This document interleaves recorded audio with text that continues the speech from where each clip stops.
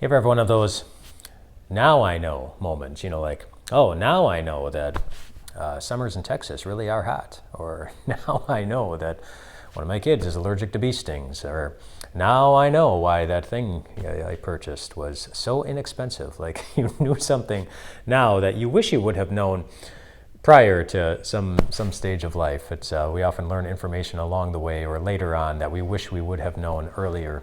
And it seems like King David had something like that. In Psalm 20, the first part of Psalm 20 is David recording a prayer that was offered for him from a group of people that he seemed to have been serving. But then he shifts gears and he starts talking himself in verse 6. He says, "Now I know."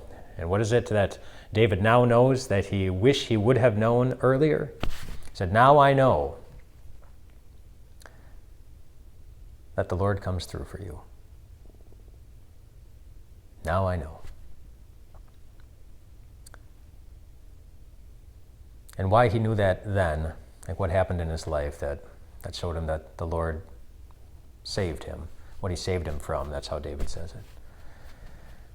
What happened in his life at that exact point, we aren't told, we don't know. But it is something that you get to know. That the Lord will come through for you. That the Lord does save you. And how do you know? You think about the day that, well, when there weren't many people who really knew or believed it was true that God was right there with them. A day that was very dark and full of pain, with lots of blood dripping onto the dirt beneath the crosses that were in front of them. And on one of those crosses was somebody who had claimed to be God. Somebody who had claimed that he had come from heaven to love them and forgive them and serve them and save them. And it didn't look like he was doing a really good job of saving anyone. But fast forward to the third day after that.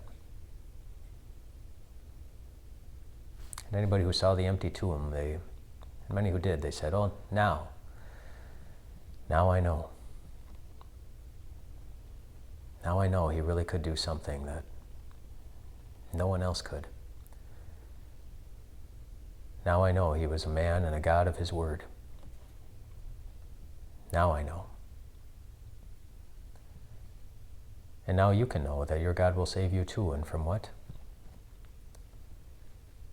Well, from anything in your life that makes you wonder if you're really going to be okay. Because one day in your future is a day when Jesus will be able to point you back to your life and take a look at it and show you, saying, see what I did? See how I saved? See where I was? And see where you are today? There's nothing that happened in your life that kept you from being in the one place where you will always and forever, from then on, be safe. See? On that day, you will say, now, now I know. But the wonderful thing about our God is that he wants you to know it also today. Even when you can't see it happening with your eyes, even if you can't feel it happening in your gut,